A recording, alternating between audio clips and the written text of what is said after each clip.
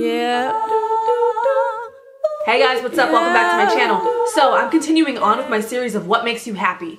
I know so far we've talked about, relationships with friends, family. We've talked about, cleaning out your closet, just different ways to de-stress, different ways to conquer stress. And now we're going to be talking about self. So I know for us, our daily struggle of being happy, it starts and it kind of ends with ourselves. So you can read all the self-help books in the world on, your relationships, on how to have the right boyfriend, how to deal with family members, how to deal with relationships and stuff like that. But at the end of the day, it comes down to you and yourself, how you view yourself, how you see yourself. So the first thing I want to start with is, who are you? I mean, I can hear the crickets like in the background already. Who are you? What do you like? What are your likes? What are your dislikes? What makes you excited about life? What discourages you? What makes you sad? These all comprise who you are. I know in this day and age, it's so easy to just look at what's going on around you, see what kind of opportunities other people are getting, and you're sitting there thinking like, why isn't that opportunity for me? Like, why can't I have that? Why can't I have this amazing lifestyle or these different things? And honestly, like, certain things are for you and some things aren't for you, and you have to be okay with that. Certain things, it's like you see everybody else winning and you're like, well, why can't I have that? Half the time it's not even stuff that you want. Half the time it's like, oh my gosh, this person got signed to a label. Do you even sing? You have to think about these sort of things when you want to think about your happiness and how to make yourself happy. Because at the end of the day, people can give you gifts, people can do different things for you, but it all comes from what's inside you and how that kind of permeates outside of your being to kind of create who you are and your happiness and your life journey that makes life, worth living. Some of the situations that I kind of went through growing up were dealing with a lot of mental issues, a lot of emotional abuse, a lot of physical abuse, and because of that, I had a lower self-image of myself. I went to a very kind of prestigious like public school. I know that sounds weird, but it was in a really rich neighborhood. I've kind of talked about it before on my channel, but that honestly really defined who I was in that moment. I never felt like I was good enough. I never felt that I was gonna beat out anybody at anything in the school, whether it was dance or music or whatever. And I struggled with that, and it was hard. And so me going into college, I kind of carried that with me.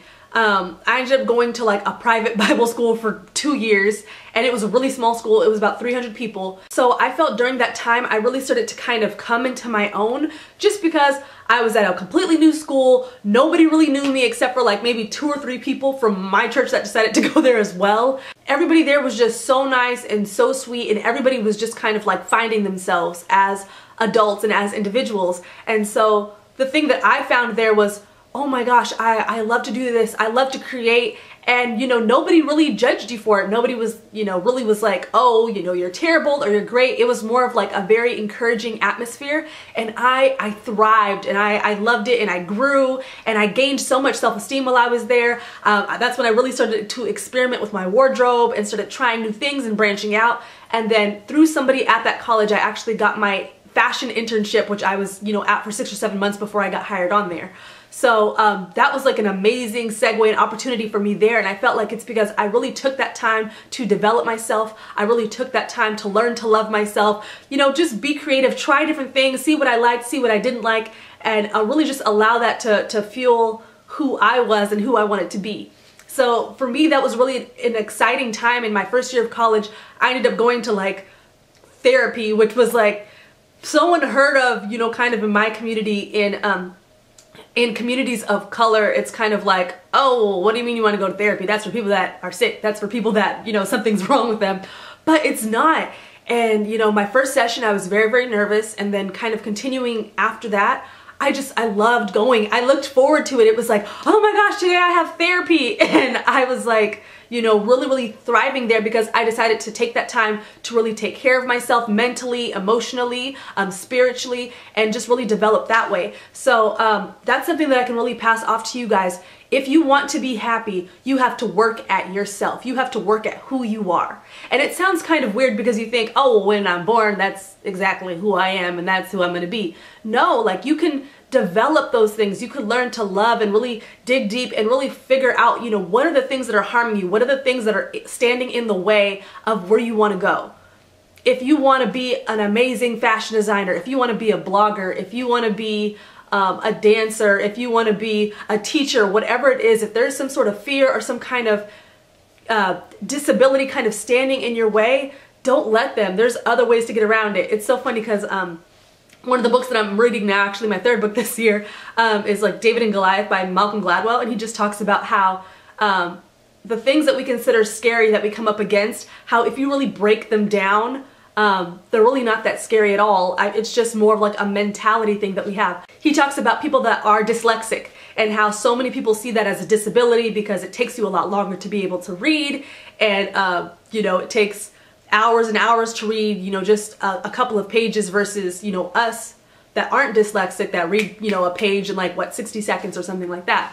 So he says, well, you know, in our culture we think dyslexia is this terrible, horrible thing, but in reality, if you really break it down, people that are dyslexic are way better at certain things than us that aren't dyslexic, and that is really, really paying attention, and they learn to listen very well, and they learn to memorize numbers really, really well. So if you give them a difficult problem, it takes them so long to read it that by the time they get to the end of the question, they fully have understood it, whereas, you know, us that are able to read, we take that for granted, and when we're taking a test, we just kind of breeze through the questions and try to select the answer as quickly as possible. So it's just interesting to see these certain dynamics, but, you know, bringing that back to who you are, if you really look at your strengths and then look at the things that you're up against, your fears, the things that have just been crippling you mentally, whether you were abused, whether you just struggled with certain things, whether you have certain disabilities, really look at the upsides of those and see, okay, how can I strengthen myself in other ways so that I can overcome this particular issue that I'm having.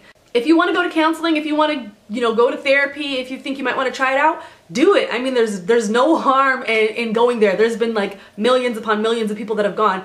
Even people, so I recently had somebody tell me, you know, personally, they're like, oh yeah, you know, I'm thinking of going to therapy, and I was, you know, asking them why, and they were like, well, you know, I'm here in college in the US, and, you know, my family's back home, and I'm just a little homesick. Like, wow, that person is so on top of their emotions and is so wanting to be able to thrive in the environment that they're in, that they're willing to go to therapy because they're a little bit homesick. Like, for me, that was just kind of like, wow. We think as individuals that we have to be going through something traumatic in order to reach out and ask for help. You don't. If you want help, if you even think that you know 110% and you want to ask for help, do it. Like, don't let other people get in your ear and tell you, oh, that's so stupid, oh, it's not that difficult, oh, you're making it, you're being extra, whatever. Just hush all that out and learn to listen to your own voice. If you want help, if you want to go to the library and check out a million books about self-help, personal development, emotional, spiritual, physical growth, whatever it is, if you want to work out and somebody's telling you, oh my gosh, all you do is 10 push-ups a day, hey, if you gotta start where you gotta start, then that's where you are.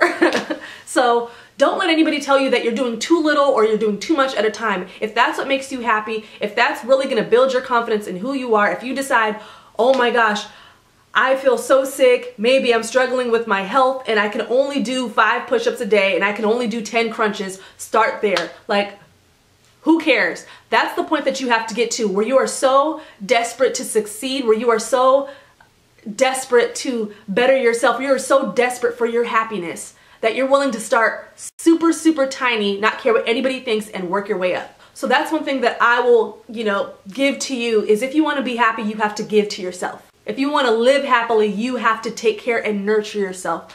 We spend so much of our time taking care of other people, taking care of kids, taking care of our spouse, you know, husband, taking care of our parents, whatever, taking care of other people's emotions before our own. So if you feel like there's something inside of you that has kind of been brewing and you decide you want to take care of it, then do it. Take care of yourself, take a bubble bath, light some candles, and really just work on you and think, what is it that I can do right now to make my life better? Sometimes that's vision boards. Sometimes that's writing quotes and putting them on your wall. Sometimes that's doing affirmations. Oh, that's something that really, really helps me when I'm just so depressed and I just feel like life is going nowhere and I'm not succeeding at anything. I get out my notepad that has my affirmations on it and I read them before I go to bed. Then I pray and meditate and pass out. And the next morning, I feel like I have such a positive perspective on life. I feel like I'm living, I feel like I'm conquering, and it's just so much better. So take those tips with you. I know they were kind of a little convoluted, kind of all over the map, but let me just break those down for you one more time. Be okay with being yourself. Don't be fearful. Don't let what other people think or what other people say cripple you from doing what you want to do. Develop, read books, go to seminars, go to therapy, whatever you have to do to take care of yourself in little increments at a time. And then also, you know, spoil yourself. Take a nice bath, light some candles, do affirmations, pray, meditate, whatever it is that you have to do, because life is hard and at the end of the day, we're all on our own race. So those are my tips. If you guys have not seen the rest of this series, I will link it above. It's called What Makes You Happy. Like this video if you want to see more. I'll be posting more as usual, and I'll see you guys later. Bye.